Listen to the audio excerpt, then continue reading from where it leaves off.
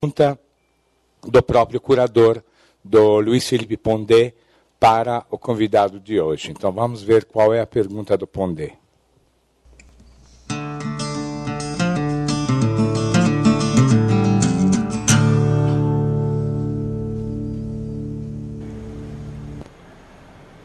Dante Galian, após os acontecimentos da Noruega e a suposta extrema-direita de lá, assim como o crescimento da extrema-direita na França, na Holanda, na Suíça, será que os europeus não têm direito de não querer imigrantes ilegais nos seus países? Ou isso seria alguma forma de afeto errado? É possível amar alguém que invade a sua casa?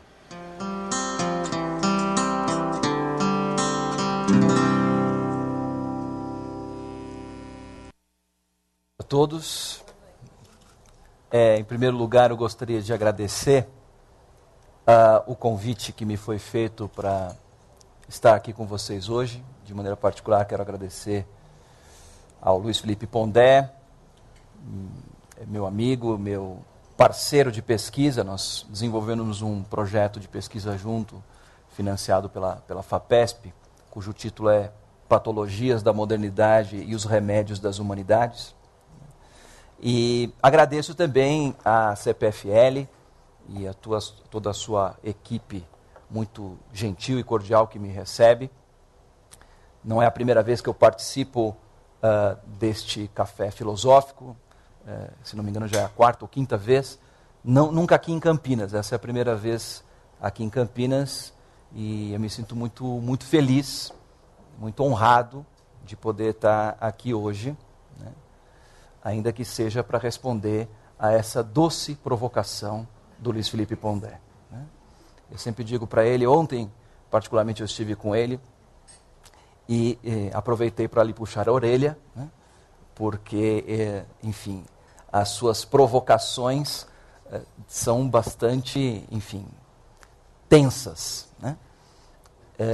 Mas eu gosto de provocações, eu acho que são desafiadoras, e eu acho que isso nos traz para um movimento de reflexão extremamente interessante e produtivo. Dentro das várias perguntas que foram colocadas tanto no vídeo anterior como nesse dirigido diretamente a mim, né, há uma questão interessante que é investigar ou refletir sobre as razões do ódio seria uma possibilidade para que a gente pudesse lidar melhor com ele? A gente pudesse, talvez, quem sabe, encontrar soluções mais adequadas para essa provocação, ou para essa paixão que, infelizmente, nos últimos tempos tem nos exasperado tanto e o nosso século, como também foi mostrado aqui nesse vídeo inicial, mostrou esse nosso século começando com aquele símbolo, que agora recentemente comemoramos 10 anos, né, da destruição das Torres Gêmeas em Nova York, como um marco iniciatório do nosso tempo, da nossa era, do nosso século. E é interessante que o nosso século seja inaugurado com uma imagem do ódio.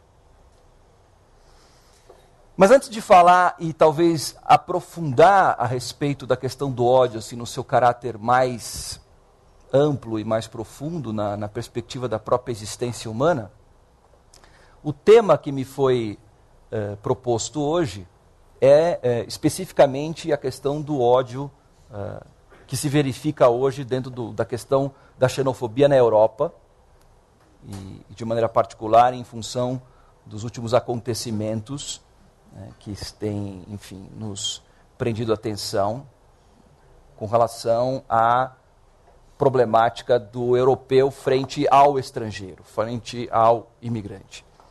Esse módulo se encerra hoje, né, com esse debate sobre a questão do ódio na Europa, mas, pelo jeito, vocês já tomaram uma dose bastante grande de ódio, né, ao longo das últimas 3 semanas, né? Começando pelo Pondé, depois pelo Karnal, houve um outro jornalista que veio falar também sobre a questão do ódio no islamismo. Então, quer dizer, é uma dose bastante grande de ódio. E antes de chegar nessa questão, nós vamos partir desse movimento de uma análise mais, diria, fenomenológica, histórica da questão do ódio na Europa. E, sem dúvida, vocês vão perceber que, ao investigar a temática do ódio do ponto de vista sociológico, histórico, político, antropológico na Europa de hoje, inevitavelmente a gente vai cair numa problemática que toca a nós. Porque é fácil falar daqueles que estão se odiando do outro lado do oceano. Né? Mas o que isso tem a dizer? O que isso tem a ver conosco? Né? Com a nossa própria maneira de viver, com a nossa própria maneira de se relacionar. Na minha apresentação de hoje, na minha fala de hoje, eu pretendo abordar, basicamente, pensando na resposta a essa provocação, a essa pergunta do Pondé, né? Que é a pergunta do módulo, de certa forma, que é a pergunta de toda essa temática que vem sendo desenvolvida aqui no Café Filosófico, aqui em Campinas.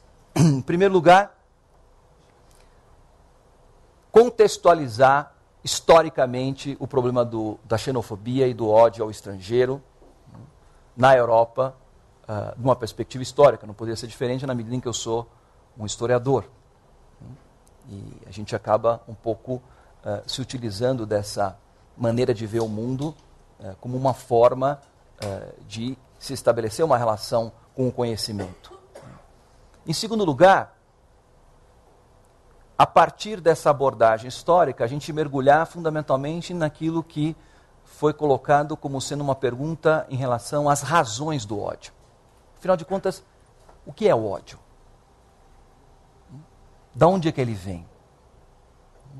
O ódio é a antítese do amor? Ou não? Então, a partir do posicionamento histórico da questão, a gente, aos poucos, vai poder entrar num nível maior de complexidade, um nível maior de profundidade a respeito do tema, para que, ao final, a gente procure dar uma resposta, que certamente não vai ser uma resposta definitiva, mas, né, a gente não pode, digamos assim, não deixar sem resposta a uma provocação, ainda sabendo que ela é parcial e que ela, às vezes, também pode ser falha. Mas vamos tentar. O problema do ódio na Europa, todos vocês sabem, não é um problema atual. Quer dizer, ele é um problema atual, só que ele não é apenas atual. Não começou ontem. A questão da relação de ódio com o estrangeiro, com aquilo que me é estranho, com aquilo que me é diferente, né, é algo, digamos assim, atávico na própria natureza humana.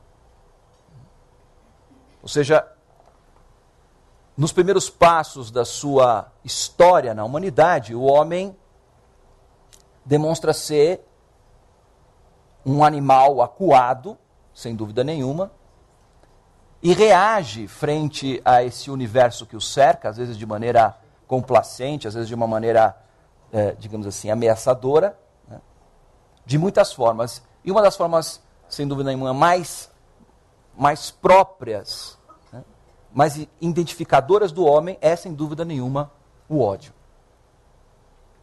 Historicamente, a problemática do eu e do outro, de uma cultura olhando a cultura do outro, né, é sempre uma questão problemática.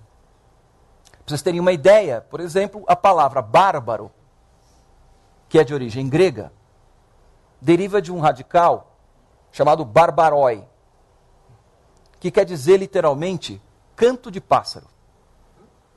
Ou seja, todo aquele que não fala a minha língua, todo aquele que não compartilha dos meus referenciais culturais, me é tão compreensível quanto o canto de um pássaro. E assim, talvez, como me seja justificável, em algum momento, jogar uma pedra num passarinho, por que não jogar uma pedra né, no outro, mesmo que esse outro seja um ser humano. Toda a história política, social, econômica, cultural da Europa, não só da Europa, do mundo todo, mas de maneira particular enfocando a questão da Europa, é uma história marcada pelo ódio, pela incompreensão, pelas guerras, pelas invasões, pelas disputas.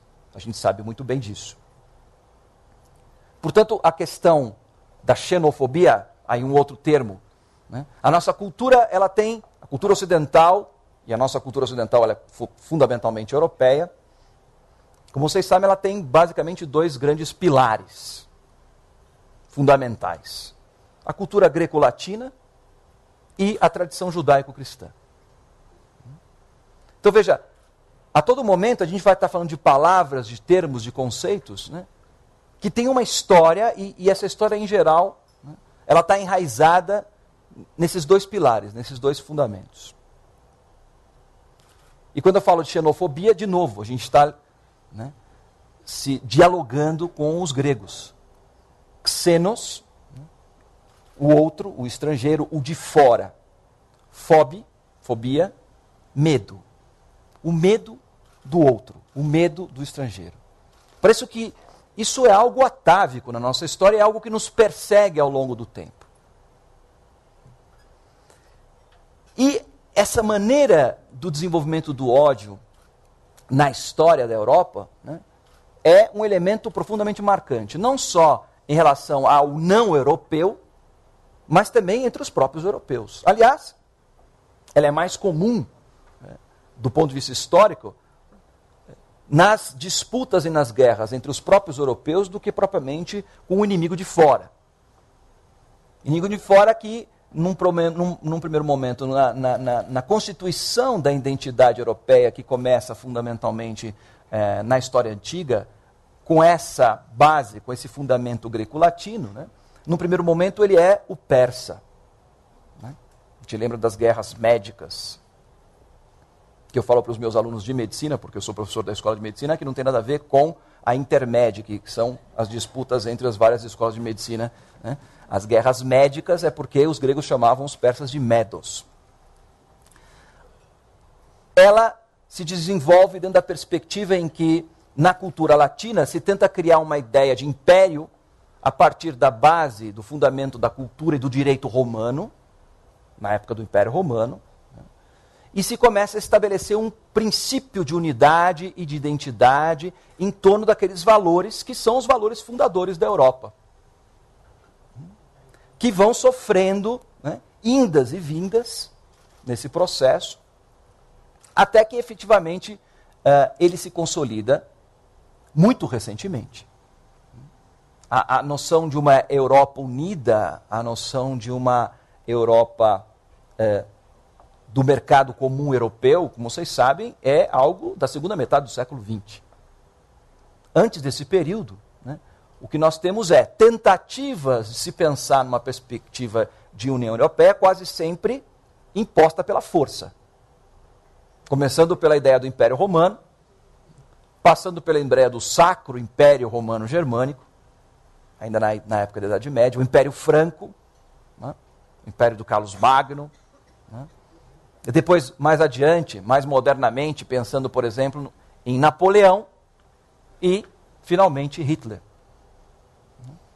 São todas tentativas de dar um conjunto, de dar uma identidade, uma unidade europeia em torno de um ideal comum, mas quase sempre imposto, né, a partir de um determinado lugar, a partir de uma determinada pessoa, a partir de uma determinada nação.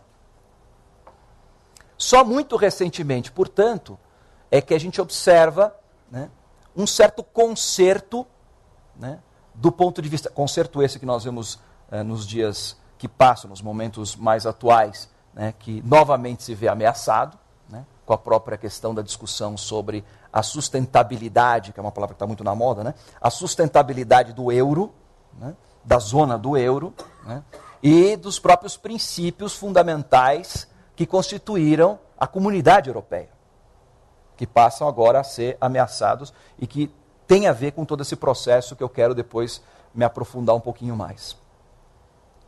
Então, todo esse movimento de aglutinação, de agregação, que definiu uma Europa comum em relação ao outro, como nós vimos, é um processo bastante recente. E de maneira particular, ele se dá no pós-Segunda Guerra Mundial. É claro que a Segunda Guerra Mundial trouxe uma lição, do ponto de vista histórico, muito traumática, que obrigou, fundamentalmente, a se repensar toda a fundamentação dos princípios de convivência do âmbito continental e pensando até da perspectiva do âmbito da sobrevivência da cultura ocidental. Sem dúvida nenhuma, foi um aprendizado doloroso, mas que resultou efetivamente numa conquista que, antes da Segunda Guerra Mundial, ela era meramente teórica. O concerto das nações. Quando tudo parecia muito bem ajustado, consertado, e a gente caminhava para um novo momento de paz, de prosperidade, de união, na construção de uma sociedade mais justa, mais fraterna, mais feliz, pelo menos para os europeus, nós começamos a vislumbrar também uma série de outros problemas que começam a eclodir, principalmente no final desse século XX, do século que passou, e início do século XXI. A prosperidade material e econômica da Europa levou à necessidade de uma mudança do ponto de vista das relações de trabalho, das relações de sociedade, que abriram a sociedade europeia, abriram as fronteiras europeias, para uma série de outros contingentes populacionais não europeus, que começaram a ser absorvidos pelo crescimento econômico europeu, do ponto de vista industrial, do ponto de vista dos serviços, do ponto de vista do comércio, da sociedade de maneira geral. E a gente começa a observar, por exemplo, um movimento de afluência, principalmente dos países que, no século XIX, no crescimento do princípio do imperialismo europeu, tinham sido colonizados, e aí eu coloco esse colonizados entre aspas, porque para não se confundir com o processo colonizador que acontece, por exemplo, da qual nós somos fruto, as sociedades ocidentais da América, no processo colonial do século XVI, XVII, XVIII. O processo colonial do século XIX foi bastante diferenciado, foi muito mais focado no aspecto de gerar recursos para uma indústria, para uma revolução industrial que estava em curso, então, portanto, busca de novos recursos para essa indústria e abertura de novos mercados. De maneira que o processo de europeização muito forte e muito característico do chamado primeiro movimento colonial, da qual nós somos frutos, o Brasil, a América Latina, os Estados Unidos, assim por diante, ocorreu de uma forma completamente diferente nesse segundo momento, no século XIX, principalmente olhando o caso da África e da Ásia. Como consequência desse processo todo, se estabelecem pontes, estabelecem vínculos inevitáveis entre esses países neocolonialistas e as suas metrópoles europeias. A partir da segunda metade do século XX, com um novo salto do desenvolvimento econômico possibilitado, por exemplo, pelo Plano Marshall, pelos investimentos norte-americanos na Europa, justamente para impedir, criar uma barreira de penetração do comunismo, que era uma realidade efetiva no leste europeu. Então era preciso que a Europa do Oeste crescesse, se desenvolvesse e aumentasse o seu nível de vida para evitar com que a propaganda marxista efetivamente acabasse contaminando e levando esses países à revolução, o que significaria a perda da hegemonia norte-americana e do capitalismo naquele contexto, levou necessariamente à necessidade de você aumentar drasticamente a perspectiva da mão de obra especializada e não especializada na Europa. Então, a partir da década de 50, principalmente, a gente começa a ter uma afluência de imigração, né, principalmente dos países da Ásia e da África, para os países mais desenvolvidos da Europa, né, que vão, digamos assim, se consolidando, num primeiro momento com um certo problema, em função de que era algo muito novo. Quer dizer, até a Segunda Guerra Mundial, os países europeus eram exportadores de pessoas. Haja vista, por exemplo, o que aconteceu aqui no Brasil, principalmente na região Sudeste e Sul, onde, basicamente, grande parte do contingente populacional é de origem europeia. Então, você passa de uma realidade histórica na qual o continente ele é exportador de mão de obra para se tornar um país importador de mão de obra e uma importação de uma mão de obra que efetivamente não acontecia historicamente em séculos muito recentes. Então, houve um primeiro momento de difícil acomodação dessa realidade, mas, em fases de prosperidade, há lugares para todos. De maneira que a prosperidade econômica ela tende a minorizar os efeitos que esses encontros, esses choques culturais podem acarretar. Isso a gente observa um certo movimento de flutuação nesse processo que está ligado às fases de crescimento e retração da economia. Se a gente olhar mais ou menos do ponto de vista histórico, a gente vai perceber que os conflitos étnicos, culturais, né, xenófobos na Europa, eles vão seguir um ciclo que está ligado aos períodos de maior e de menor crescimento na economia dos países importadores de mão de obra da Europa, da Ásia e da África. Atualmente, talvez a gente esteja vislumbrando um momento bastante mais drástico nesse momento, mais do que talvez em outros períodos históricos. Quer dizer, essa questão um pouco do ódio ao estrangeiro, né, a perseguição com o estrangeiro, é uma coisa que a gente observa, como eu já disse, não é nenhuma novidade, mas que nos últimos tempos, né, vem tomando, né, uma proporção, uma dimensão, uma radicalidade talvez inédita do ponto de vista histórico.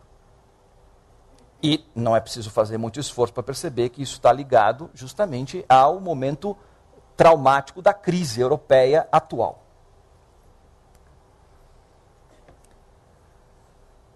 Olhando assim do ponto de vista meramente político, social e econômico, as coisas parecem parece simples. Simplesmente é isso, quer dizer, os europeus estão atravessando uma crise, o desemprego está subindo, os estrangeiros ocupam as posições, os postos de trabalho dos próprios europeus, e é natural, então, que o europeu, que até então estava acostumado com um nível de vida, com um certo luxo até, né, do ponto de vista do seu cotidiano, né, com as suas necessidades materiais, sociais, de saúde, né, de atendimento social, de seguridade social atendida, nesse momento se vê numa situação de fragilidade. Então é natural, né, que ele comece a culpar, né, o outro, de maneira particular o estrangeiro, porque quando você olha numa cidade como Paris, ou como Londres, ou como Berlim, e você não precisa fazer muito esforço para perceber que são cidades cosmopolitas onde grande parte da população é de origem estrangeira. Porém, se a gente começa a analisar um pouco mais profundamente, a gente vai perceber que a situação é um pouco mais complexa do que parece.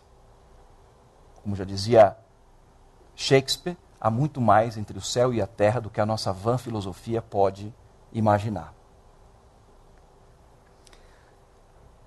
Para desenvolver essa minha tese, para desenvolver essa linha de raciocínio, eu gostaria de pontuar dois fatos concretos muito recentes.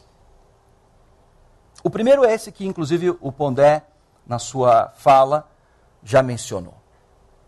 fato muito noticiado, que é do conhecimento de todos e que é bastante emblemático nesse contexto todo, que foi o atentado na Noruega. Aquele jovem, né, que, munido de armas, vai a uma ilha na Noruega, na paradisíaca Noruega, país emblemático do estado de bem-estar social, quer dizer, podemos dizer assim, o admirável mundo novo construído na Europa na segunda metade do século XX, e começa a disparar a esmo nos jovens, nas pessoas, na sua grande maioria jovens, né, que estavam lá num momento aí de retiro, de convívio, né, do Partido Social Democrata norueguês. Partido esse, né, identificado como sendo o grupo político, né, responsável pela manutenção e promoção do atual modelo social, político e econômico da Noruega. Um desastre, uma coisa chocante, até porque, efetivamente, uma coisa inédita naquele país. Né? E ao observar também que esse terrorista, né, não se tratava de um estrangeiro. E o desconcertante nessa história toda é que o terrorista não era estrangeiro, mas era um norueguês, e o alvo do terrorismo não eram os estrangeiros, mas os próprios noruegueses. Primeiro fato, que mostra já a complexidade da questão. Segundo fato, que eu gostaria de pontuar aqui e depois trabalhar para a gente aprofundar a nossa questão, é um que provavelmente não, com toda certeza é menos conhecido. Talvez poucos de vocês tenham notado isso, ou tenham tido acesso a essa informação. Eu, particularmente, tive acesso mais diretamente a isso, porque coincidiu que quando esse fato aconteceu, eu estava na Europa, estava na Espanha, isso foi no começo desse mês, de setembro, participando de um evento, de uma conferência, de um seminário, na cidade de Saragoça, né, e tendo acesso à imprensa local, tanto do ponto de vista da mídia televisiva, quanto do ponto de vista jornalístico, me chamou a atenção um fato que foi pouco noticiado, mas que também é muito emblemático da complexidade do problema da xenofobia na Europa. Vocês sabem, a Espanha está numa situação, dentro dos países europeus, bastante periclitante. Né? Haja vista os índices de desemprego que ultrapassam os 20% oficiais. Sabemos que, por exemplo, se você pegar só a categoria dos jovens, esse índice chega a 40%. Então, é uma situação inédita, né, num país que estava acostumado, fundamentalmente, a ter, né, uma capacidade de absorção desse jovem no mercado de trabalho, e não só no mercado de trabalho, mas dentro da Seguridade Social bastante boa. O que aconteceu na Espanha agora, há poucas semanas atrás? Terminando o verão, começa o período da colheita. E a região sul da Espanha, como vocês sabem, é uma região bastante importante do ponto de vista agrícola, né? Porque ela é uma grande produtora de azeitonas, né, para a produção de azeite, de oliva, e de uva, para a produção de vinho, assim por diante. E a Espanha é uma grande exportadora desses produtos agrícolas, com denominação de origem, com alto valor agregado, e assim por diante. Né? Coisa extremamente sofisticada, e que depende, já faz mais de 20 anos, depende da mão de obra estrangeira para a realização desse tipo de serviço. Então, ao final do mês de agosto, né, tradicionalmente, milhares de marroquinos, argelinos, né, albaneses, romenos, afluem a essas regiões da Espanha como trabalhadores temporários para trabalhar na colheita. Ineditamente, agora, nesse início do mês de setembro, que é justamente a abertura da época da colheita, o governo espanhol baixou um decreto proibindo a entrada de trabalhadores estrangeiros temporários no país. Achando que com isso, né, estava tomando uma medida popular, na medida em que estaria protegendo os espanhóis na perspectiva do emprego. Bom, está faltando emprego, né, mas está sobrando trabalho. Então o que você faz? Você fecha as fronteiras do país e faz com que os nacionais se dediquem àquele trabalho. Houve um protesto por parte dos produtores rurais, ou seja, dos fazendeiros. Os pequenos, médios e grandes fazendeiros espanhóis, né, aquela velha história, botou o trator na estrada, né, faixas, manifestação até a sede dos órgãos governamentais, exigindo que a lei fosse revogada, que a portaria fosse levantada. Por quê? Começaram a entrevistar uma série desses produtores que estavam lá se manifestando, e eles disseram o seguinte: se os estrangeiros não vêm, não há colheita este ano. Por quê? Simplesmente porque os espanhóis não querem e não sabem trabalhar mais na terra. O que acontece? Com a própria modernização da agricultura e as técnicas assim por diante, o trabalho da colheita passou a ser um trabalho razoavelmente sofisticado. Trabalho esse que, ao longo desses 20 anos, esses trabalhadores, né, temporários foram aprendendo e foram desenvolvendo um certo know-how. E que foram cobrindo, em última análise, os trabalhadores tradicionais, que eram os próprios espanhóis, que aos poucos foram deixando de fazer esses trabalhos.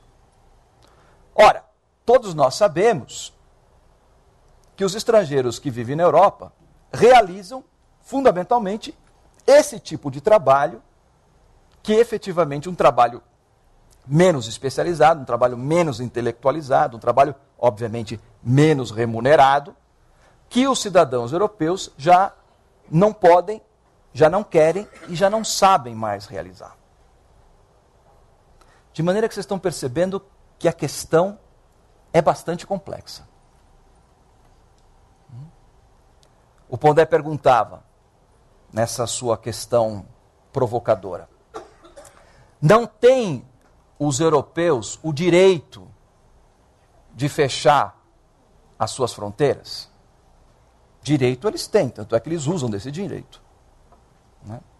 O problema é o seguinte: podem eles fechar as suas fronteiras?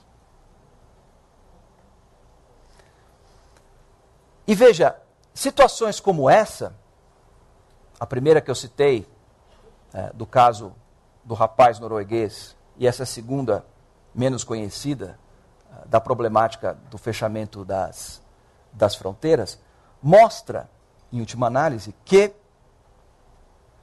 a Europa hoje está enfrentando uma situação na relação com o estrangeiro que já não é mais tão simples como a princípio se parecia. Está aí colocada, fundamentalmente, ao meu ver, duas grandes questões, que, na minha maneira de entender, são duas questões que estão diretamente relacionadas com a problemática do ódio. A primeira delas é o incômodo de ver no estrangeiro aquilo que eu era e não sou mais. Uma das justificativas do jovem norueguês que cometeu esse ato de terrorismo era o fato de que ele estava se vingando daqueles responsáveis do Partido Social Democrata que haviam criado essa situação na Noruega, que em última análise havia comprometido a própria identidade do país. Quer dizer, chega a ser de uma sofisticação do ponto de vista pragmático bastante impressionante. Quer dizer, matar jovens é, de certa forma, tentar impedir com que novas lideranças surjam. Depois, quando se foi puxar a ficha do tal do terrorista, se percebeu que ele pertencia a algumas organizações de extrema-direita, né, de fundamentalismo religioso não islâmico, porém cristão. Né? Olha só como isso nos é muito incômodo, principalmente aos europeus. Nós que somos brasileiros estamos até bastante bem nessa fita, né? Porque nós estamos distante dessa questão. Mas depois é preciso pensar em que medida isso também nos toca. Fundamentalismo europeu, que coloca um problema que está sendo pouco debatido, pouco discutido, porque o fundamentalismo é sempre do outro, nunca nosso. Então veja, nós estamos lidando aí com uma situação das razões do ódio, onde estão entrando, na minha maneira de entender, analisando historicamente esses fatos, uma perspectiva de um grande vazio e um grande medo. Grande vazio porque o que foi acontecendo na Europa nos últimos tempos é que os valores que sustentavam e fundamentavam aquilo que é chamado de Europa, ou civilização europeia ocidental, né, foram se tornando palavras, conceitos vazios. Claro, Europa é um continente extremamente importante do ponto de vista histórico, porque estão lá as raízes, estão lá os fundamentos da civilização ocidental. Mas para quem vai viajar e para quem vai observar a Europa nos dias de hoje, quem consegue analisar com um pouco mais de acuidade vai perceber que a Europa hoje se transformou num grande parque temático arqueológico. É verdade. Para vocês terem uma ideia, algumas manifestações culturais, alguns símbolos culturais que davam identidade, né, para essa cultura, para esse continente, eles estão profundamente esvaziados. Por exemplo, as catedrais, as famosas catedrais góticas, que são um dos cartões postais mais importantes. Pensando o que é um dos cartões postais de Paris, é a Torre Eiffel e a Catedral de Notre-Dame. O que é a Catedral de Notre-Dame? É um grande museu. Eu presenciei uma vez uma cena, não em Paris, não em Notre-Dame, mas numa outra igreja, num outro país, na Itália, onde eu percebi alguns europeus profundamente irritados, porque havia acabado de chegar um grupo de japoneses para visitar uma igreja onde haviam grandes obras de arte, né, nas paredes, nos vitrais, assim por diante, e havia um grupo de latino-americanos, africanos, enfim, gente que você percebia que era morador da cidade, mas de origem estrangeira, que estavam, pasmem vocês, rezando. Estavam rezando na igreja. E o guia turístico, que era um italiano, assim por diante, ficou indignado com aquela situação, porque aquela igreja não é mais para rezar. Eles estavam atrapalhando, né, o grupo de estrangeiros endinheirados, que estava chegando para visitar a igreja. E foi interessante perceber, por exemplo, uma das pessoas que se levantou ao se sentir acuada e disse em italiano: "Ma questa è la casa di Dio." E o responsável respondeu: "Casa de Dio."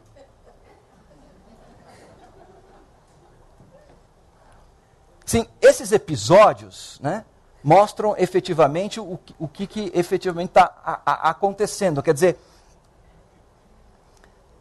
esse símbolo da catedral, assim como de outros monumentos e templos e museus, assim por diante, eles vão se tornando, né, elementos no qual, do ponto de vista estético, ainda se mantém a beleza, né, ainda se mantém o atrativo, assim por diante, mas que do ponto de vista ético, aquilo já não significa mais nada.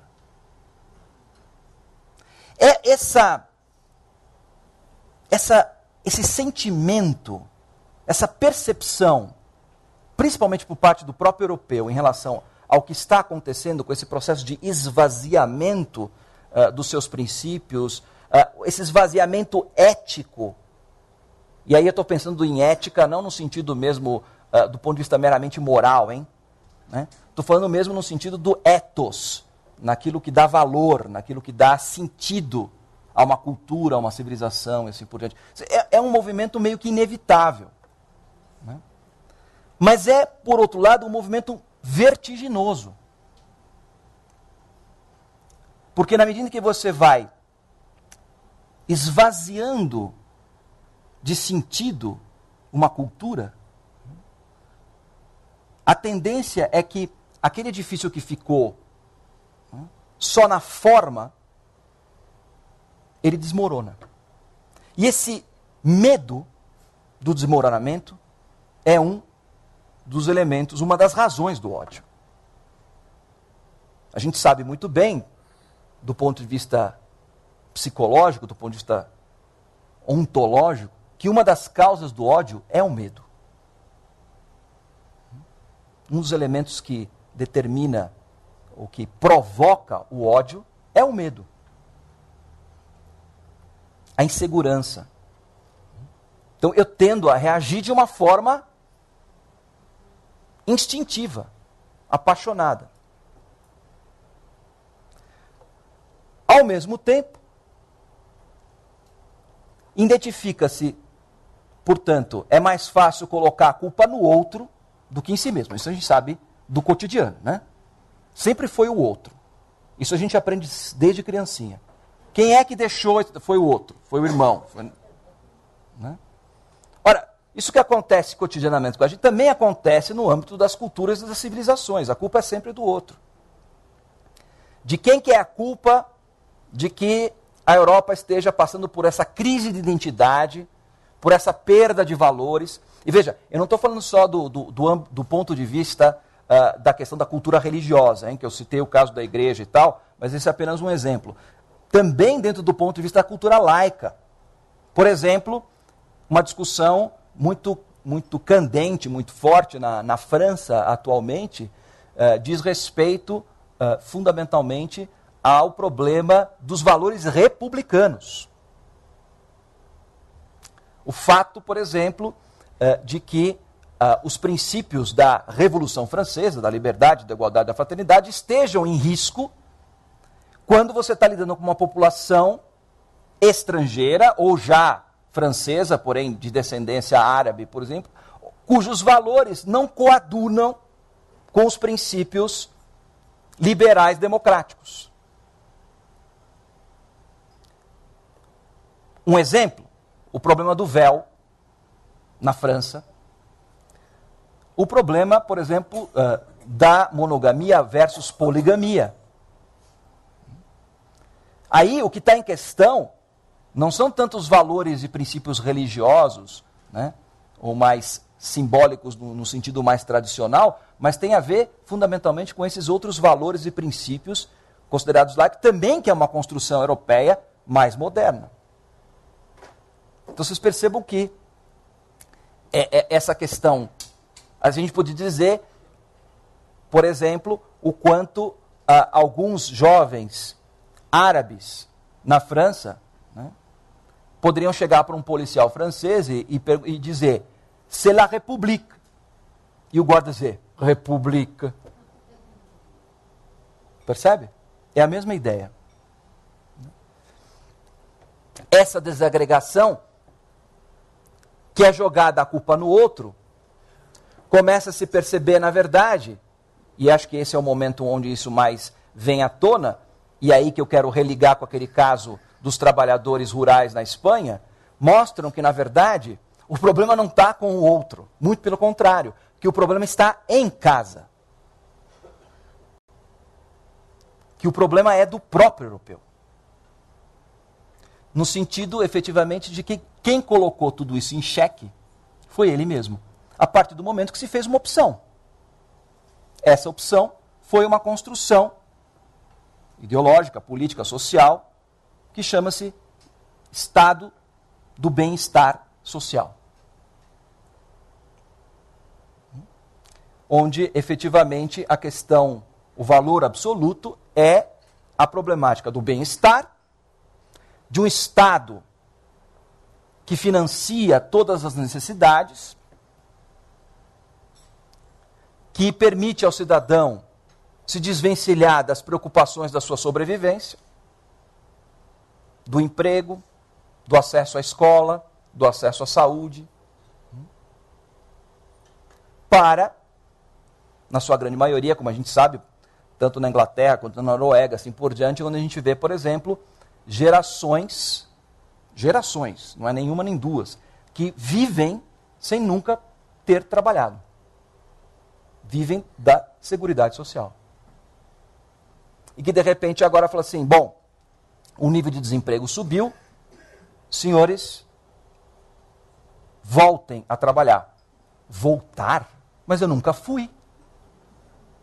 Como é que eu posso voltar?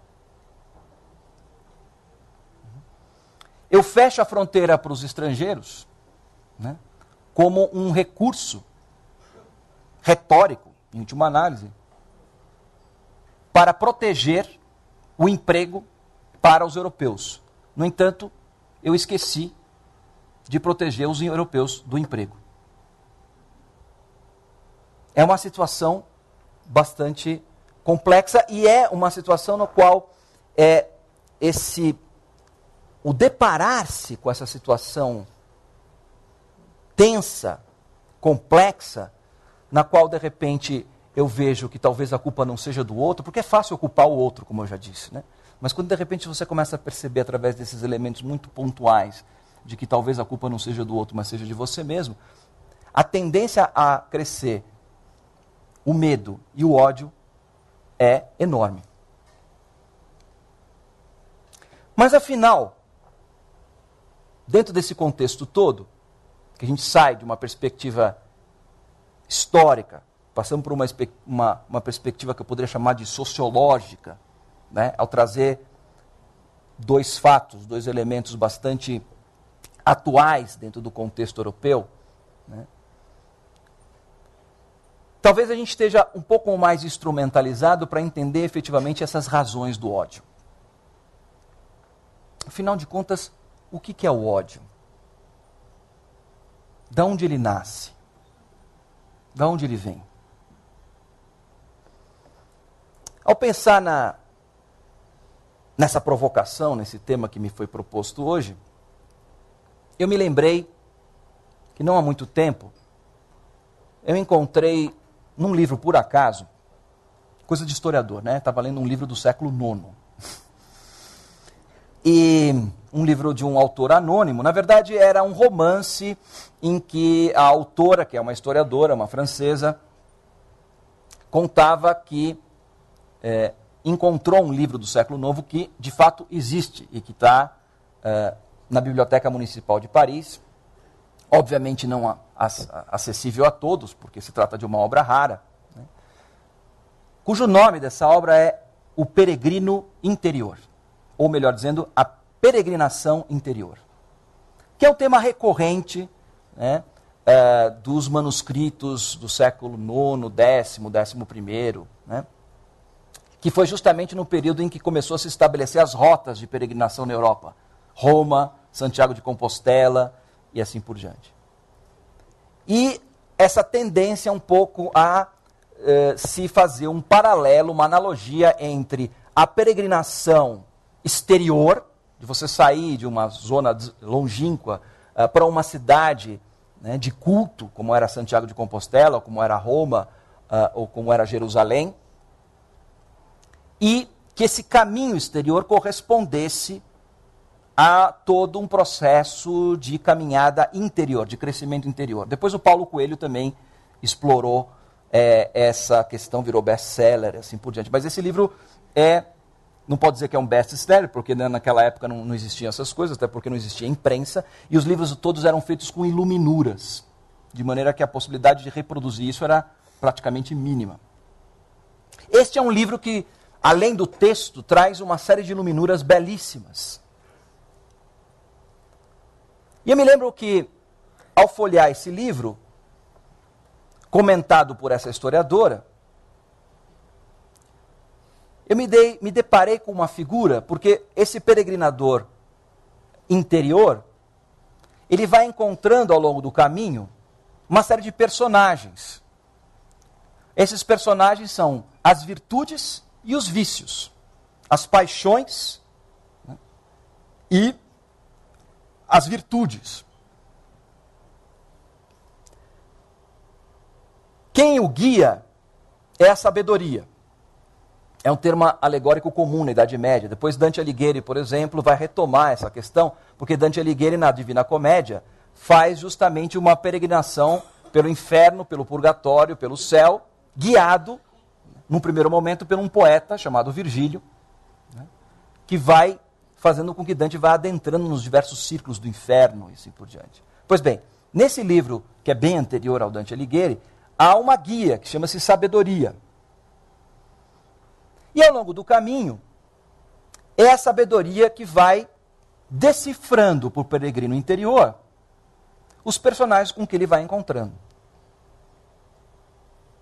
Num determinado momento, esse peregrino se depara com uma figura jovem, um homem jovem, carregando um arco e uma seta.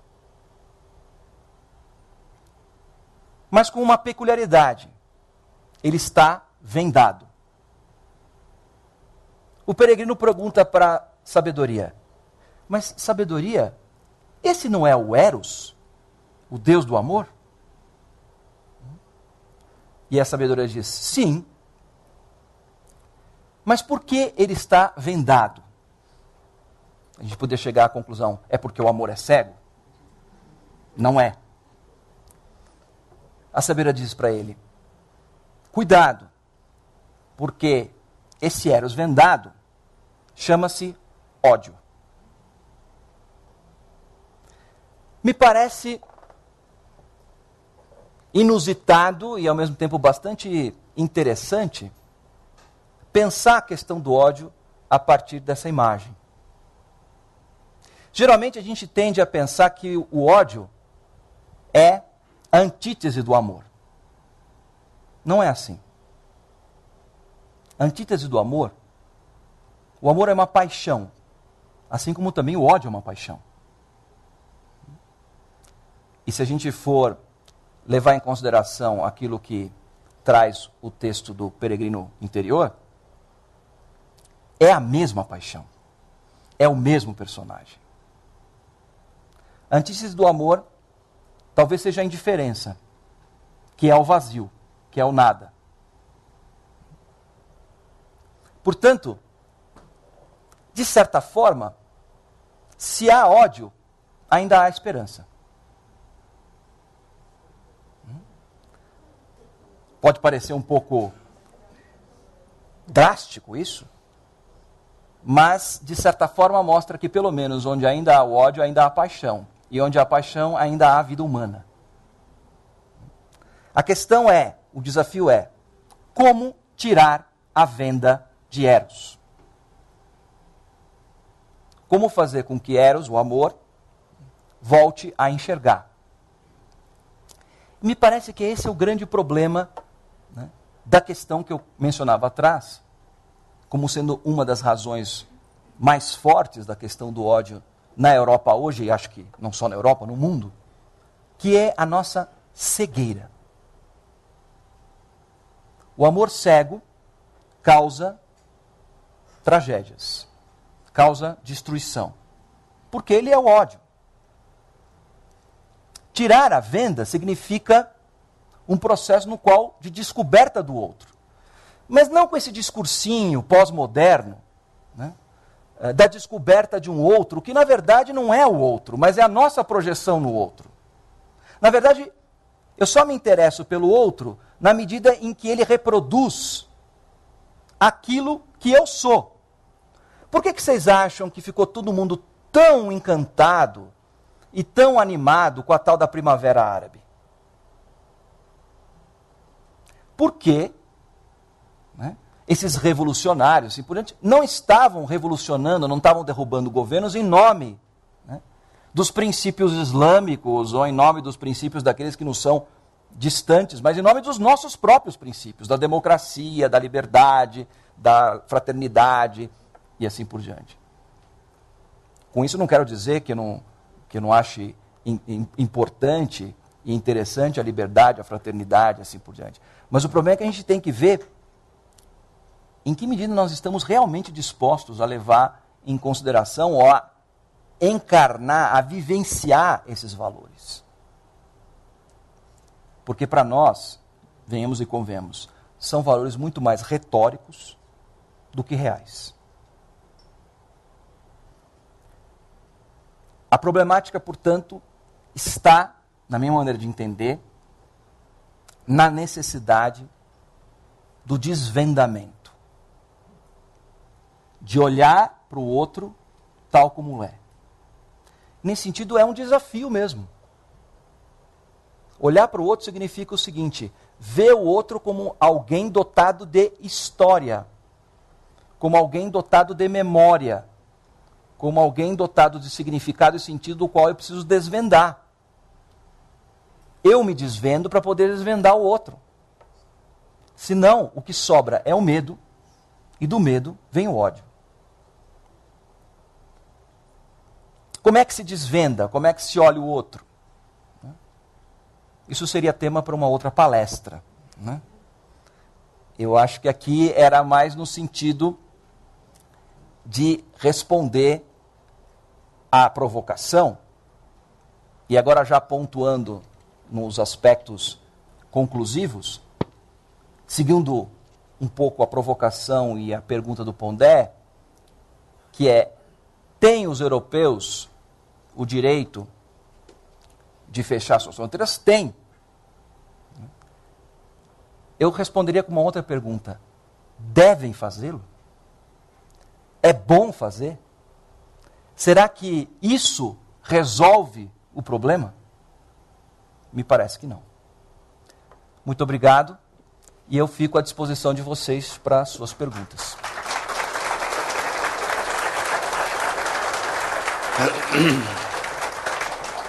Hoje nós temos na nossa frente Dante, que é um grande contador de histórias, como vocês estão vendo. Poderia escrever uma história policial, porque ele mantém em suspenso o nosso espírito até o fim. É um mestre assim, infalível, na construção da história. Ele prendeu a nossa atenção do começo ao fim, tentando descobrir justamente junto com a gente, levando a gente nesse percurso histórico até essa imagem emblemática do amor cego. Achei fantástico, não sei, acredito que vocês também devem ter se emocionado com isso. Então, agora aproveitamos a presença dele para fazer perguntas. Levantem a mão, serão atendidos na ordem, tentem ser objetivos na pergunta, de modo que a gente pode dar oportunidade ao máximo número de pessoas. Levante a mão, a Cláudia está aqui para atendê-lo, e a Gabi também. Esperem só um segundo que a câmera chegue até vocês, de maneira tal que estamos gravando o evento. Obrigado.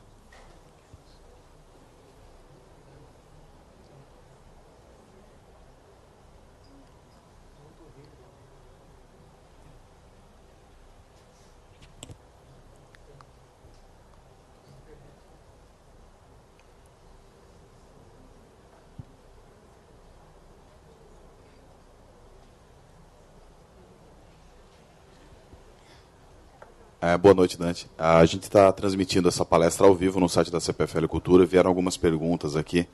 A Juliana, da Eslovênia, ela está acompanhando de lá.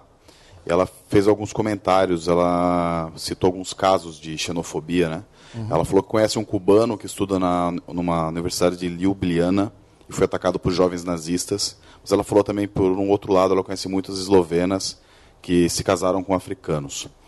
A pergunta da internet é do Silvestre. Ele quer saber se o patriotismo estimula o ódio a imigrantes. Depende do que... Posso falar?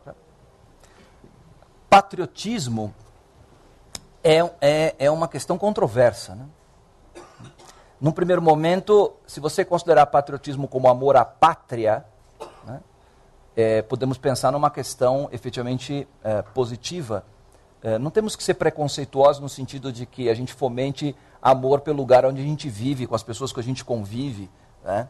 Isso é uma coisa extremamente positiva. O problema é quando esse patriotismo se torna nacionalismo, né? Pátria é uma relação interessante, é um termo que está voltado fundamentalmente até com o termo pater, em latim, pai, né? Então, pressupõe uma certa familiaridade, né? Essa familiaridade é uma aproximação, né?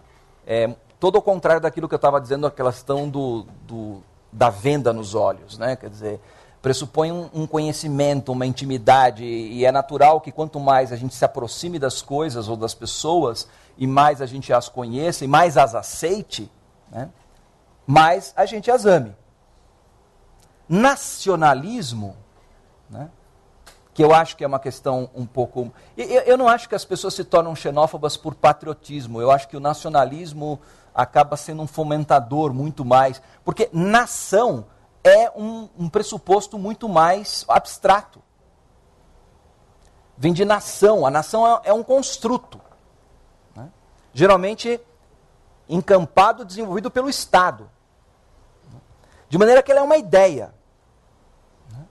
Ela não está concretizada, por exemplo, geralmente a ideia de pátria está concretizada em coisas muito, muito palpáveis, né? Como os acidentes geográficos, como os costumes, os hábitos, as pessoas, a língua, né? São coisas palpáveis, concretas. Agora, nação é um construto, né? É que a gente, dentro do pressuposto, quer dizer, a nação, a ideia de nação é uma criação moderna, né? E a modernidade, ela tem essa característica de tentar achar que o mundo que a gente concebe aqui na cabeça é melhor do que o mundo que a gente vive. E nesse sentido, então, você substitui pátria por nação, e a partir do momento que você substitui pátria por nação, você tem que estabelecer todo um critério e todo um arcabouço ideológico, né, no qual os elementos com que você comunga com os outros, né, são elementos que você tem que enfiar a goela abaixo. Não são elementos que nascem e se desenvolvem de maneira espontânea, não. São elementos da qual, por isso, por exemplo, a escola pública é uma invenção da nação. Né? Não estou fazendo propaganda contra a escola pública, mas é uma dos elementos históricos pelo qual gerou o nascimento da escola pública, que aqui no Brasil não funciona dessa forma, né? Mas em geral na França, né, e na Europa funciona assim, é desenvolver e incutir uma ideologia nacionalista, que durante todo o século XIX e século XX foi importantíssimo, e que gerou o que aconteceu. A Guerra Franco-Prussiana, a Primeira Guerra Mundial, a Segunda Guerra Mundial, e assim por diante. Quer dizer, as pessoas só iriam para o campo de batalha, só iriam se matar, né, na medida em que elas, desde pequenininha, fossem condicionadas a pensar de que o francês é melhor que o alemão, ou que o alemão é melhor que o belga é melhor que o holandês. Senão as pessoas não se lançariam nessas guerras suicidas que a gente viu acontecer de forma pródiga no século XX. Então, é preciso distinguir, é preciso matizar um pouco melhor essa questão do patriotismo, porque sem patriotismo também a gente perde completamente o vínculo com o lugar e com as pessoas na qual nós convivemos. Por outro lado, substituir esse patriotismo pelo nacionalismo gera xenofobia. Então, como encontrar esse equilíbrio? Tirando a venda, né? é preciso conhecer a história do outro. Eu insisto nesse ponto porque eu tenho tido experiências, dentro da minha experiência universitária, assim por diante, uma das linhas de pesquisa que eu venho desenvolvendo dentro do meu departamento, do meu centro, é a história oral de vida, né? É uma metodologia que a gente usa para conhecer a história do outro. E os resultados disso, não só do ponto de vista científico, são bastante interessantes, mas do ponto de vista humanístico. Fica mais difícil você odiar alguém quando você conhece a história de vida daquela pessoa. Isso é fato. Talvez uma das principais armas contra o ódio é o conhecimento da história do outro. Seja da história no sentido nacional, no sentido cultural, seja e principalmente no sentido pessoal, individual.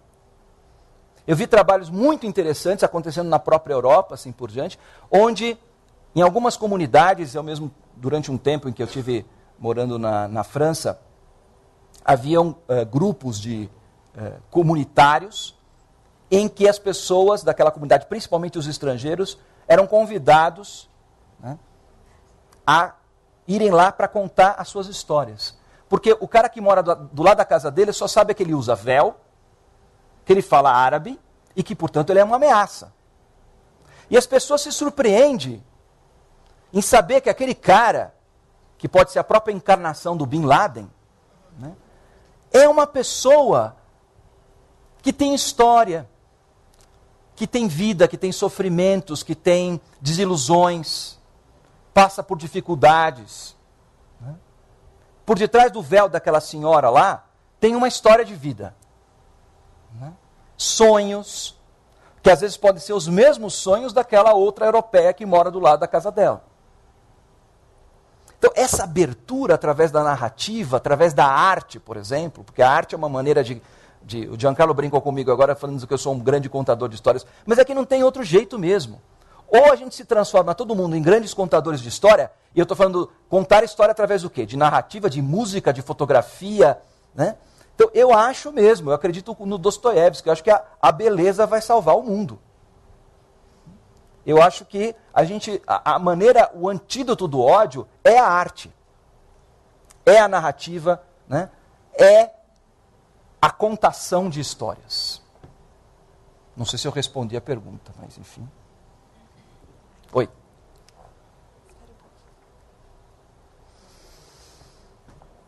Bom, não seria uma certa dose de nacionalismo saudável, já que ela ajuda a formar um conceito de identidade para o indivíduo, para ele pertencer a um grupo, todos têm a mesma origem e história dele? Uhum. Veja, mas aí está muito mais ligado àquilo que eu dizia anteriormente a respeito do patriotismo. Né?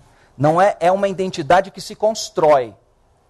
E aí eu volto a insistir na questão da narrativa, quer dizer, é uma identidade que se constrói no compartilhamento das histórias. Certo? Não da forma como se incute o nacionalismo, onde você parte de uma versão oficial, higienizada, certo? E manipulada da história, na qual todos têm que acreditar. Ora, em última análise, né, essa é uma maneira de fomentar a ignorância. E, infelizmente, às vezes a mídia presta um grande desserviço nesse sentido. Porque o que ela faz? Ela fica simplesmente reproduzindo os estereótipos, né, que a gente... Né? Por exemplo, o cinema faz isso direto também. Né? O cinema, por exemplo, alguns filmes de Hollywood mostram assim, quem é o terrorista? O terrorista não tem história. Já percebeu? O terrorista é uma máquina de matar que, sei lá, surgiu, pululou não sei da onde, pegou uma metralhadora, botou um monte de bomba em torno do cinto e saiu por aí, matando e, enfim, dizimando as pessoas. E é bom para esse tipo de ideologia, né, que não se tenha história, porque a história humaniza. E se você humaniza o terrorista, se você humaniza o árabe, se você humaniza o estrangeiro, assim por diante, né, você vai destruindo e, ao mesmo tempo, você se vê na obrigatoriedade também de olhar para dentro de si mesmo. O problema é do medo que gera o ódio, não é tanto o medo de conhecer o outro, mas é o medo de conhecer a si mesmo. E talvez o pressentimento, a intuição de que o buraco que você leva dentro de você é quase insuportável. Então eu acho que nessa sua questão eu insistiria mais na ideia, né, de um, não sei nem se o termo patriotismo seria bem adequado, mas na construção de uma identidade que parte através do compartilhamento de histórias, do que num processo educacional, onde você diga para o outro, olha, eu vou te contar a sua história, você entendeu? Porque é isso que acontece. Alguém vem para mim e diz assim, eu vou contar a sua história. Mas como? Por quê? Porque quando eu conto a sua história, você, na verdade, está imprimindo no outro aquilo que você quer que o outro pense. Esse nacionalismo, em última análise, ele não traz identidade. Ele traz uma falsa identidade que gera o ódio, que gera a violência e assim por diante. Quer dizer, isso que aquela menina da Eslovênia colocava, né, o que é a ideologia nazi? Né? Quer dizer, Hitler tentou criar, olha só que doideira, ele tentou criar uma história alemã que não existia. Né? Ela tem um potencial mobilizador na medida em que ela apresenta talvez uma certa esperança e mexe com conteúdos de pulsões primitivas que talvez só Freud explique. Mas a médio e longo prazo, ou mesmo a curto prazo, ela não é suficiente porque ela não responde à necessidade da verdade. A verdade é, os alemães, essa história não é nossa. Não existe esse papo de ariano. Não existe esse papo de raça pura. E aí quando você se confronta com a realidade, ela é muito dolorosa. Entende? Não sei se eu respondi.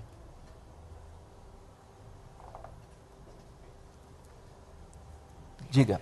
O nosso filho, ele mora na França, ele trabalha e estuda lá, e ele fez um comentário interessante que foi bem de encontro ao que você disse. Ele disse assim, o parisiense não sabe quem ele é mais. Ele não sabe se ele é aquele dos monumentos, da cultura, da história, ou se ele é o que come kebab por 6 euros na hora do almoço. Sei. Então, eu queria que você comentasse um pouquinho sobre isso, desenvolvesse um pouquinho mais, por favor. Isso para nós é uma questão tão interessante, né? Porque nós brasileiros, isso para nós é um fato, né? Ainda mais se vamos pensar assim, do ponto de vista mais concreto, por exemplo, São Paulo, Campinas está muito próximo, então são coisas são realidades muito... Mas, por exemplo, em São Paulo, você é o quê? Você é italiano, você é judeu, você é eslovaco, você é japonês, você é tudo ao mesmo tempo, e isso não é um problema para você. Porque a nossa identidade, né, ela foi construída na própria ideia da multiplicidade. Não que fosse um processo ou um projeto nacional. Nós vamos criar o paulista. O paulista vai ser, né, um pouquinho de italiano, um pouquinho de japonês, um pouquinho de nordestino, um pouquinho não sei o que lá. A nossa identidade ela já vem imbuída dessa realidade que nos foi dada. E que a gente vive como algo absolutamente natural. É diferente na Europa, onde você já tem uma historicidade, né, na qual se vê confrontada com outras realidades. Então, quer dizer, eu também tive um tempo na França, e vou muito frequentemente por lá, porque eu tenho vínculos com uma universidade na França, e a gente observa isso, a forma como as pessoas lidam com essa relação. Eu acho que tem gente que já se conformou com isso, e não acha nem mal nem bom, simplesmente é, né? E o monumento à Torre Eiffel é tão francês ou tão parisiense quanto o kebab, né? Mas ainda existe um certo ranço nacionalista, né? No sentido de que, de repente, comendo kebab, você está negando as suas raízes. Mas que raízes? É preciso distinguir o que é raiz do que é solo, tá? As raízes, né, crescem, se desenvolvem em solos diferentes. E aí, a partir do momento que ela cresce em solo, ela começa a absorver nutrientes diferentes. Para nós, brasileiros, isso é muito mais fácil, porque o nosso solo aqui já foi misturado. A mistura para eles é muito recente, né?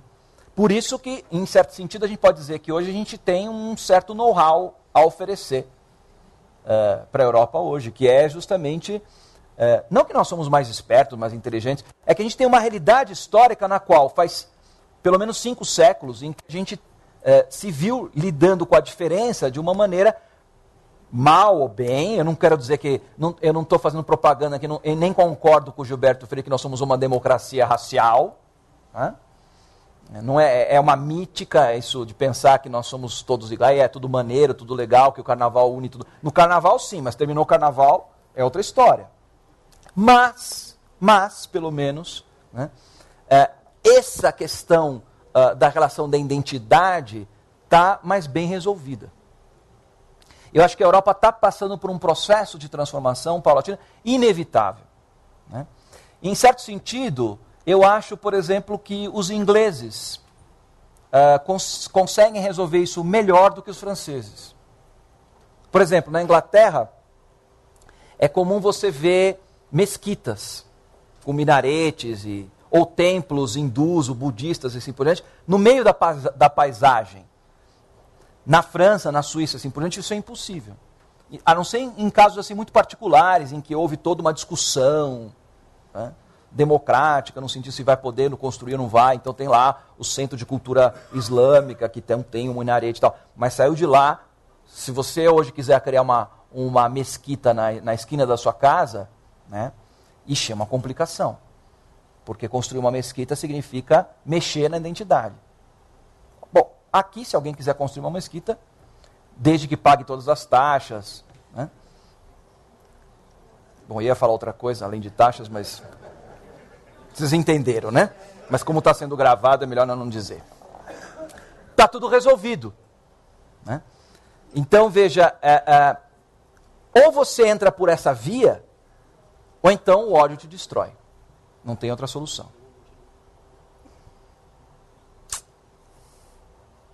Mais alguém? Oi, aqui. Meu nome é Carlos.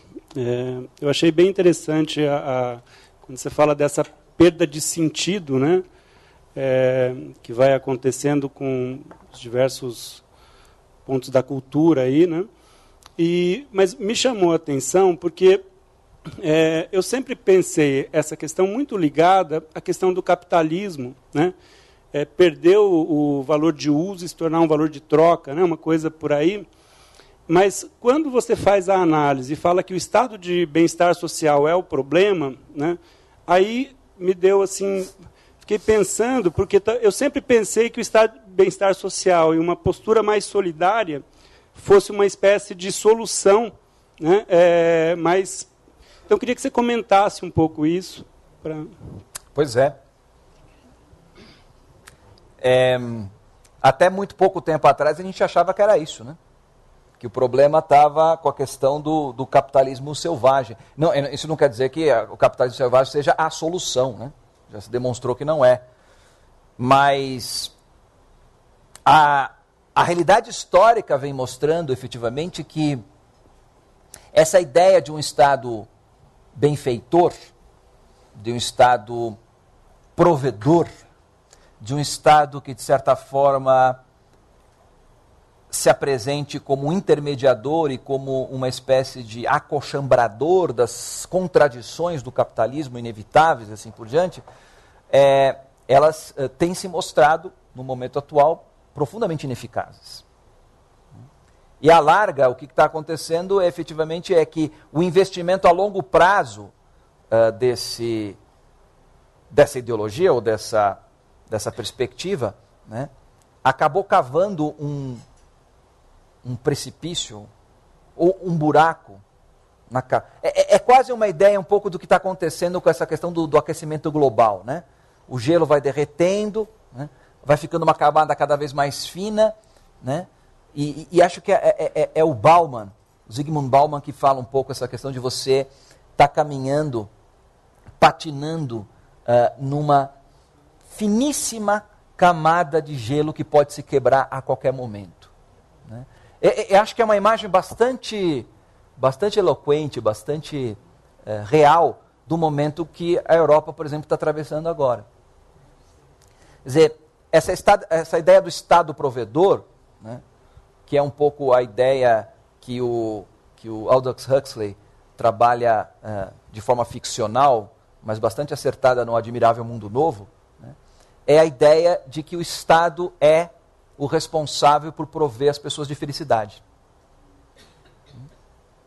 E a gente, daqui a pouco, está cobrando do Estado a nossa cota de felicidade. Foi isso que os europeus fizeram. Eles abriram mão, né, da possibilidade, né, de viver numa perspectiva da incerteza, para uma em que toda a certeza é dada e garantida pelo Estado, né, e abandonou isso nas mãos do Estado. Claro, um Estado democrático, um Estado controlável, um Estado que não é autoritário, sem dúvida nenhuma. Porém, né, em última análise, agora está se percebendo que isso tem um custo. Né? E que justamente a crise europeia agora é que alguém chegou com a conta. Senhores, aqui está a conta. E obviamente sempre chega pelo sul em direção ao norte, né? A conta chegou lá na Grécia, chegou na Espanha, chegou em Portugal, na Itália, e aos poucos ela vai subir. Então, não, quem paga é ele. Agora quem paga tudo é o alemão. Né? O alemão é o bom camarada, né? Que paga todas as contas. Né? Então, na verdade, talvez isso seja um elemento mais doloroso, viu? Porque, em certo sentido, demole talvez uma das últimas certezas que a gente guardou ainda do século XX. Ou seja, não será o Estado que nos salvará. Hoje se fala muito da questão, vocês já ouviram falar, né, do índice de felicidade bruta? Né? Que agora, enfim, estava se tentando impingir essa questão, para além do IDH, né, seria agora o índice de felicidade bruta. E aí já estavam se pensando, e essa é uma das questões que eu discuto dentro dos projetos de pesquisa que eu desenvolvo lá na Unifesp, na intersecção entre as ciências humanas e as ciências da saúde, as humanidades e a saúde, que é a questão das políticas públicas. Né? O grande problema, e nesse sentido a gente precisa estar muito atento, porque o problema está eclodindo lá na Europa, e a gente precisa prestar atenção para não repetir os mesmos erros, porque nós estamos acreditando que nós vamos resolver e nós vamos elevar o nosso índice de felicidade bruta, através de políticas públicas. Olha só no que está dando lá. Desculpa, mas o Estado não pode nos fazer feliz. Né? O Estado pode, sim, sem dúvida nenhuma, né, nos fornecer uma saúde digna, nos fornecer uma educação digna, nos fornecer uma segurança digna, nos fornecer tudo aquilo pelo qual a gente paga a ele para que ele faça para nós. Né? Mas não existe possibilidade de pagar alguém para nos fazer feliz. Ainda a gente não descobriu essa fórmula. Quer dizer, e essa felicidade comprada é uma felicidade falsa, né? É uma fake felicidade, né? Que rapidamente se esgota. Não sei se quer dizer, provavelmente eu devo ter te desiludido ainda mais, né? Mas sinto muito, é minha missão. Dante, a Juliana da Eslovênia, ela fez mais alguns comentários aqui, ela tem uma pergunta, inclusive ela fala o preço do kebab na Eslovênia é 3 euros, tá? Metade do preço. Mais barato que em Paris. O comentário dela é o seguinte, ela disse que na Eslovênia ela ouve eslovenos dizerem que não tinham preconceitos dos bósnios e dos sérvios, mas que afirmavam que as cidades e bairros onde eles moram tinham as ruas mais sujas, que não eram tão bem cuidadas. Eles reclamam da falta de cuidado que os estrangeiros têm para com sua terra. Ela cita um exemplo do fato de jogar o lixo no chão. Essa mesma reclamação aparece quando alemães falam dos turcos, quando italianos falam de africanos.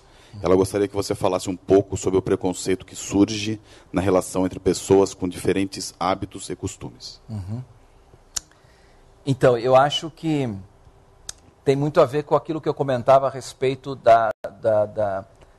do bloqueio ou da venda que se estabelece. Quer dizer, quando você fala de pré-conceito, significa que você já estabeleceu um conceito antes mesmo de haver a relação.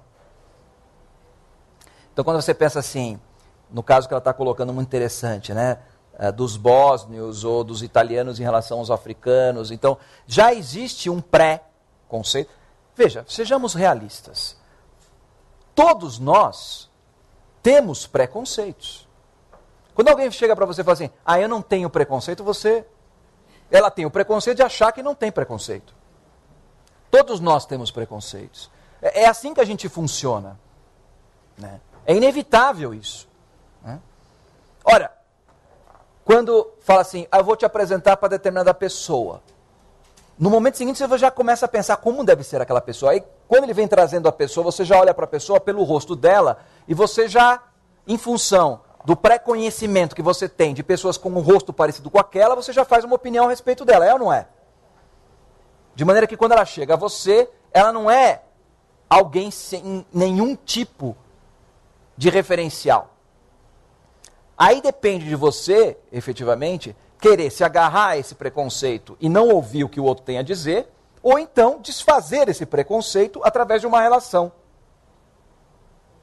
Pois bem, eu acho que o problema que ela levanta é justamente isso. É mais cômodo eu me assentar no preconceito. E veja, eu não estou dizendo com isso de que o fato de que os africanos, ou que os romenos, ou seja lá quem for, né, tenham uma atitude, por exemplo, com relação ao lixo, ou com relação ao uso do espaço, assim por diante, que seja agradável e que a gente tenha que aceitar. Não é que a gente tem que aceitar tudo. Esse é um outro erro também, né? De um certo relativismo barato, né? Falar, bom, se eles jogam o lixo na rua, é um costume deles, coitadinhos, né? Deixa eles... Não. Quer dizer, a gente tem que também saber efetivamente que algumas questões são muito objetivas. Agora, é mais fácil eu chamar ele de ignorante, dizer, tá vendo? É um africano, joga o lixo na rua, do que efetivamente perceber de por que ele joga o lixo na rua. E como é que, de repente, pode se surgir uma oportunidade naquele momento, né, de talvez mudar hábitos. Isso também é uma questão, o nosso relativismo cômodo, ele pressupõe o seguinte, não, eu não posso mexer na cultura do outro. Por que não? A cultura é uma coisa dinâmica, né? A gente não pode partir do princípio de que nós temos que ter essa perspectiva de uma antropologia, né, contemplativa apenas. Fica aí do jeito que está e eu fico aqui do meu jeito porque eu não quero interferir na sua cultura. Mas se nós dividimos o mesmo espaço, sabe o que é? É que o amor, não o amor sentimentalista, o amor, né, piegas, o amor é uma coisa muito trabalhosa. Tem um texto do Dostoiévski, uma passagem no Irmãos Karamazov, em que os dois principais personagens, o Ivan e o Alyosha, estão conversando. E um diz para o outro assim,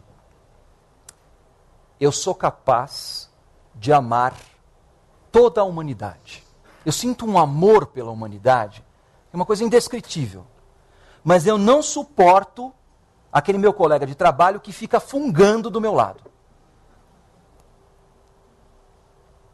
Pois bem, nós podemos fazer um discurso belíssimo sobre a concórdia universal, né, sobre a construção da paz, né, sobre o amor entre as nações, mas eu não sou capaz de falar bom dia para o meu vizinho, que tem uma cor de pele diferente da minha. Então, por quê? Porque este amor, como dizia o Starek Zosima, um personagem do Dostoiévski, é toda uma arte. É todo um trabalho. Agora, não existe outro caminho para aquilo que eu chamo de humanização, para aquilo que eu chamo de crescimento humano, se não investir nisso. É trabalhoso? É. É sofrido? É. É perigoso? É. Mas não tem outro caminho. Quer dizer, tem o caminho do preconceito, o caminho... E aí eu me defendo dizendo que eu amo a humanidade.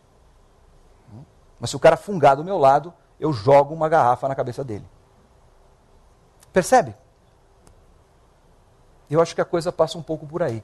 Nós temos que fazer... que a gente não... Veja, quando a gente fala assim que o europeu não quer mais trabalhar, eu estou falando num sentido quase ontológico mesmo. Não estou falando não trabalhar em determinadas funções do ponto de vista profissional. É trabalhar no sentido humano mais pleno mesmo.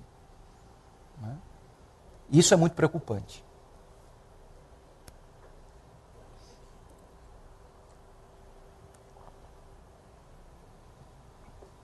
Por que será que tem essa falta de patriotismo no Brasil? Por que será que tem essa falta de patriotismo no Brasil? De um lado, assim, sem ser no futebol. Uhum. No outro lado, de política, essas coisas. Uhum. Talvez porque... eu acho que existe patriotismo no Brasil, sim. Né? Eu só acho que... eu acho que o brasileiro é um sujeito muito... Por exemplo, quando você vai na Europa, é interessante observar que todo brasileiro que você encontra está vestindo a camiseta do Brasil. Já percebeu isso?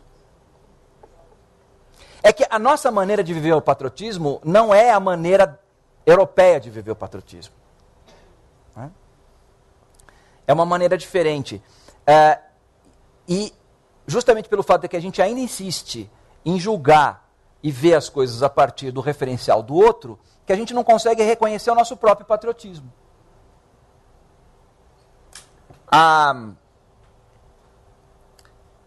Geralmente a gente reconhece o nosso patriotismo quando a gente está fora da pátria. Né? O que acontece é o seguinte, por que a gente, você está falando assim, por que a gente odeia tanto os nossos políticos? Por que a gente efetivamente não liga nada para o dia 7 de setembro? Né? Porque essas coisas não são significativas para nós. A nossa história é outra. Eu não sei, eu não quero entrar no território que foi do meu colega anterior. Aliás, amigo pessoal também, o Leandro Carnal, que falou sobre o ódio no Brasil. Né? Mas eu tenho certeza, e acho que o Leandro concordaria comigo, que a história do Brasil ainda precisa ser escrita. A partir de um referencial, de um ponto de vista que ainda não foi contado. Por quê? Porque nós estamos insistindo em olhar a nossa própria história, em olhar nosso conceito de patriotismo a partir de um referencial que é europeu.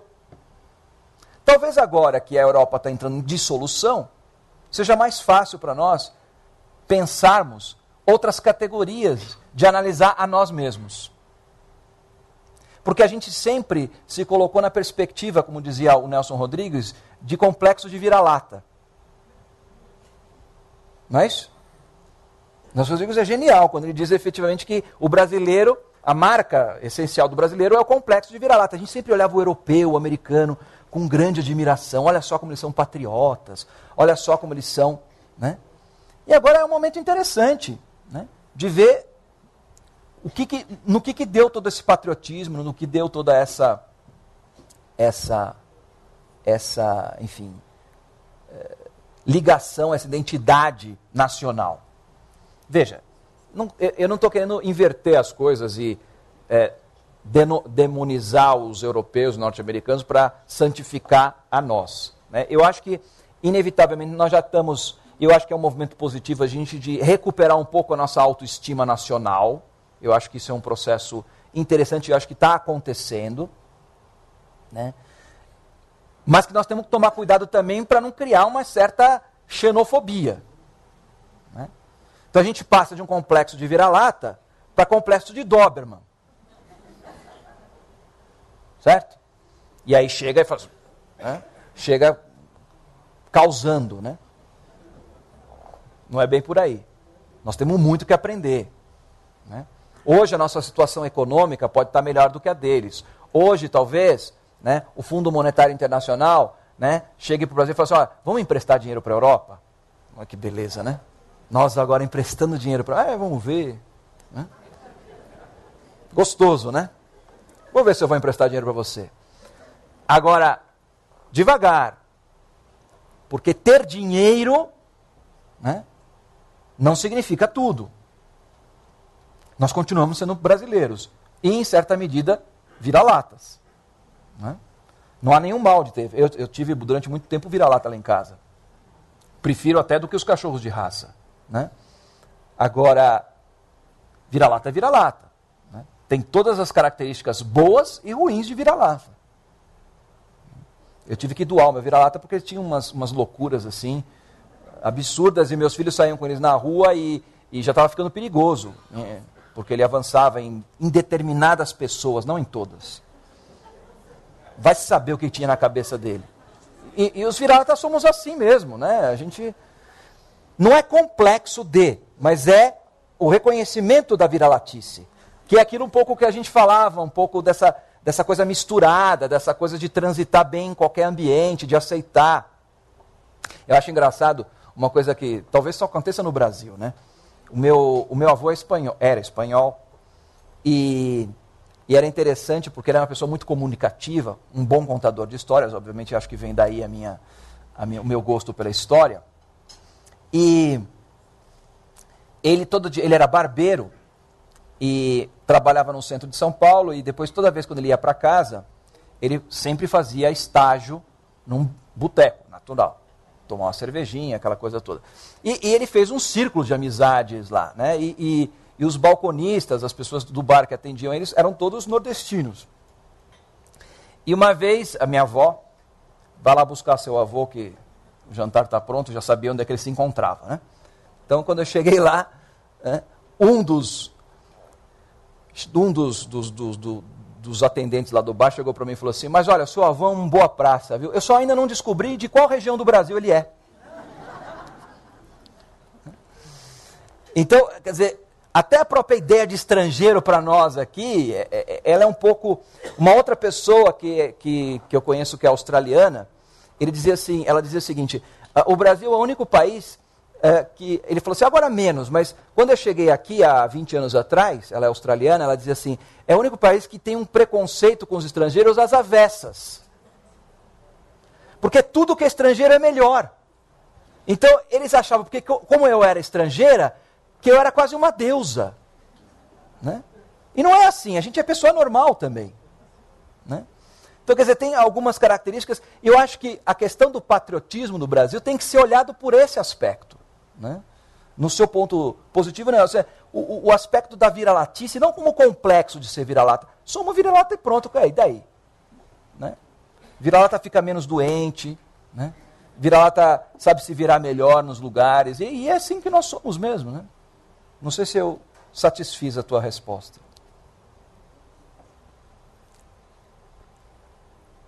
Diga.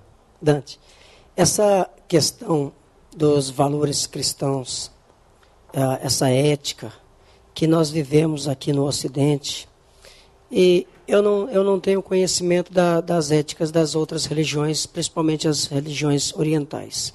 Mas essa falência dessa ética, dessa religião, ou por assim dizer, a diminuição, ela contribui muito para esse ódio, principalmente porque se parte da Europa, essa laicização enorme que ocorre, e porque ainda em que medida a América Latina ainda não está muito adepta desse fato.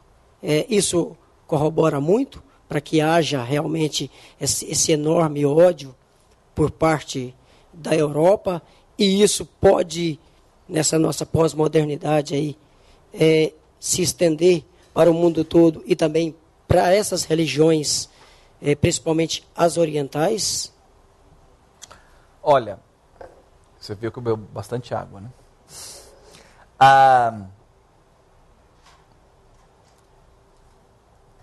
O Giancarlo falou agora a respeito, ou estava falando comigo agora sobre a questão da palestra do Luc Ferry, né, que esteve aqui na Fronteiras do Pensamento, e eu estava lendo uma matéria, que, se não me engano, saiu na Folha de São Paulo, onde ele comentava a questão do laicismo e como é que isso tem refletido no estilo de vida europeu, de maneira particular na questão do casamento, né? E ele deu um dado impressionante, dizendo que o número de casamentos desfeitos na Europa, de maneira particular na França, atualmente vai em torno de 60%. E que os jornalistas brasileiros ficaram alarmados com isso, né? E ele chegou e falou assim: calma, vocês vão chegar lá. Né? E eu acho que ele tem razão. Eu acho que ele tem razão. Você pergunta assim, por que a América Latina ainda preserva e de certa forma, mantém assim, certos elementos, certos valores? Eu acho que, claro, eu não estou entrando em discussão e não quero ser fatalista, e eu sou historiador e não profeta. Né? Mas eu acho que a falência e a dissolução desses valores está diretamente relacionado com a prosperidade material. Na medida em que nós enriquecemos do ponto de vista material, isso tem um custo, tem um preço, que é o empobrecimento do ponto de vista humano. E não é que eu esteja fazendo aqui propaganda contra o dinheiro, não. Né? Mas a questão é que isso é uma coisa que se observa mesmo. Né? A prosperidade material, ela afasta as pessoas. Ela vai desintegrando os laços, afastando mesmo. Né? E esse é o preço, o custo que está se pagando hoje, né, em países hiperdesenvolvidos. Né? Aí tem a ver quase com uma questão, sei lá, meio darwinista, não sei. O fato de que a pobreza, por exemplo, exige com que haja uma maior cooperação, uma maior interação entre as pessoas. Né? É um grande desafio. Como é que você, por exemplo, investe no progresso e no desenvolvimento material e, ao mesmo tempo, preserva os elementos éticos, né, de relacionamento humano? Né? Tá aí uma boa questão, que eu acho que é uma questão muito pertinente. Está aí um tema bom para o café filosófico. Né? Um tema muito pertinente para nós aqui agora. Né? Mais do que, talvez, discutir o ódio na Europa, a grande questão, que eu acho que é importante, sem dúvida nenhuma, mas só é importante na medida em que também a gente traz isso para a nossa realidade. Porque agora que o Brasil está entrando numa fase, quer dizer, se bem que cada dia no jornal sai uma coisa, o dólar sobe, inflação bate recorde, não sei o que lá. Então, graças a Deus, a nossa prosperidade nunca chega. Já perceberam isso? É agora, gente. Não, não é agora. Né? Se por um caso isso nos traz uma certa frustração, por outro lado isso também nos preserva. Só que a gente não pode viver na expectativa de, enfim, ficarmos preservados do progresso. Né? O grande desafio, eu acho que para o século XXI, enfim, para a própria superação dos impasses da modernidade, da pós-modernidade, é como conciliar o progresso material, o desenvolvimento científico, tecnológico, com os elementos éticos. Olha, eu acho que talvez,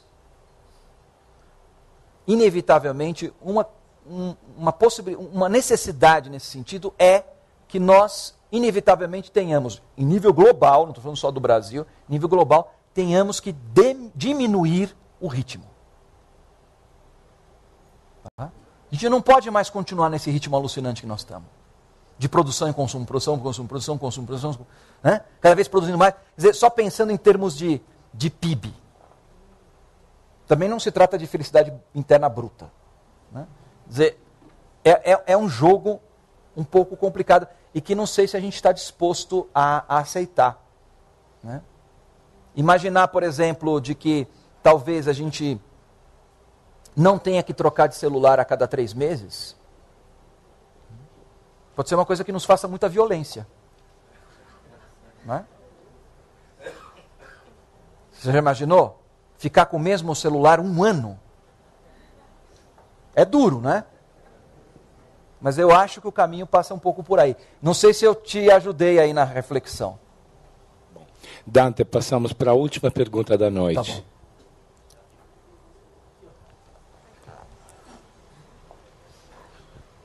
Olá, boa noite. Só primeiro um comentário, um pouco disso que você estava mencionando agora no final, me lembrava bastante certas reflexões do Milton Santos, de que somos abençoados por sermos países pobres, miscigenados e carentes, que isso é uma das melhores saídas que a gente tem. Mas eu estava, na verdade, querendo voltar ao início da discussão, a provocação do Pondé, falando se é possível amar aquele que invade a nossa casa, e a pergunta me parecia um pouco parcial, porque estava deixando de lado o elemento de que a gente fechou a casa e deixou a casa agradável demais para os outros virem, enquanto lá fora estava uma penúria completa. Isso. E se de repente isso não tem que ser levado em consideração também na colocação de se é possível amar quem invade a nossa casa ou não. É óbvio que é impossível amar quem invade a nossa casa. Né? Não dá para amar, muito pelo contrário. Aí nessas horas, o ódio é muito bem-vindo. Porque é o que te possibilita reagir. O problema é exatamente o que você está colocando. Quer dizer, a questão é que como é que eu faço? Eu não preciso amar quem invade a minha casa, mas como é que eu faço para sair da minha casa? Né? Antes, talvez, de trazer alguém para dentro. Né? Uma coisa muito interessante que a gente observa, por exemplo, na cultura europeia, de maneira geral, é o fato de que as pessoas demoram muito para te levar para dentro de casa. Quando te levam. Ao contrário da gente, né? Você encontra uma pessoa na rua e fala, vai lá em casa, vamos lá, né? E quanto mais para o norte do Brasil você vai subindo, né, cada vez... acontecem umas coisas inusitadas. Né? Outro dia estava me comentando, por exemplo, uma pessoa amiga minha que estava numa praia em Fortaleza e começou a conversar com uma pessoa que era de lá. Falou que era de São Paulo, aquela coisa toda. Aí papo vai, papo vem e tal. Falou assim, onde você está? Eu estou num hotel. Mas que hotel que nada, vamos ficar lá em casa. E a pessoa foi. Colocou o carro à disposição, fazer a troco do quê? Né? Isso é uma coisa impensável para um europeu. Uma coisa impensável. Né? Mas, veja, a questão é que, inevitavelmente, tem a ver com a problemática da venda, daquela simbologia que eu dizia assim, quando eu vendo meus olhos, quer dizer, a vantagem da venda é que eu não percebo que quando eu saio na rua, né, aquela pessoa que eu encontro na rua, tem um abismo em relação àquilo da minha realidade que está para dentro da minha porta. Né? Isso é algo que, inevitavelmente, se a gente quiser superar o ódio, nós vamos ter que enfrentar. Eu estou me lembrando agora de uma outra história, só para fechar. Um dos projetos de pesquisa que eu desenvolvo na Unifesp é um projeto de pesquisa sobre o coração. É uma pesquisa que eu faço entrevistando pessoas que passaram pela experiência do transplante cardíaco. E, além dos transplantados e dos acompanhantes, eu entrevisto também profissionais da saúde envolvidos com essa temática, com essa prática do transplante cardíaco. E, conversando através desse método que eu falei para vocês, que é o método da história oral de vida, eu estava entrevistando um médico, um cirurgião, e eu perguntei para ele assim, por que você escolheu o coração? E por que você, dentro da cardiologia, escolheu trabalhar com transplante? Porque quer dizer, é uma questão, enfim, forte, né? Ele me veio com uma série de explicações científicas e tal, mas eu não fiquei muito satisfeito, né? E aí eu insisti, e acho que nem ele tinha pensado nisso nunca. E ele me contou uma história muito interessante, de que ele era de uma família muito simples, de Minas Gerais, do interior de Minas, e que a mãe dele, a família dele, a mãe dele era viúva, ficou viúva muito cedo, e eles eram em 3 irmãos. E passavam dificuldade, eram muito pobres. Mas a mãe dele tinha um costume que era já da avó, e que vai saber de onde é que isso ia, que depois eu fiquei sabendo que era um costume, não sei se é ainda, se não for é infelizmente, mas era um costume muito antigo que algumas pessoas se sentiam na obrigação, mas não na obrigação no sentido assim, de uma imposição, até porque você pensar em termos do que é a vida de uma pessoa no interior de Minas Gerais, ela não precisa se impor muitas coisas para sofrer, né? Ela tinha o costume de, todo o almoço, chamar um mendigo da rua para almoçar com eles. Colocava o mendigo na mesa e ele almoçava com a família. E esse médico me contava assim, e a comida já era tão pouca, que eu olhava para minha mãe e falava assim, mas o que essa mulher tem na cabeça para que chamar uma outra pessoa, um mendigo da rua, para comer com a gente? Depois ele chegou para mim e falou assim, aí eu acho que isso era o coração. Era o coração dela, não era a cabeça dela. E foi por isso que eu decidi estudar o coração e é por isso que eu resolvi trabalhar nessa área. Eu acho que a solução está um pouco por aí, né? Quer dizer, talvez a gente tenha esquecido muito o coração para pensar muito nas coisas da cabeça, né? Talvez os europeus precisam fazer um movimento, não sei se de um transplante cardíaco, para poder, de novo, voltar a viver e abrir as portas da sua casa. Não para deixar o inimigo entrar, mas para deixar o amigo entrar. E talvez sentar com ele e descobrir que, de repente, isso que era uma ameaça não é tanto assim, não é tão inimigo assim como a princípio imaginava. Acho que é isso, né? Bom, o que dizer, né? Um palestrante... Muito obrigado.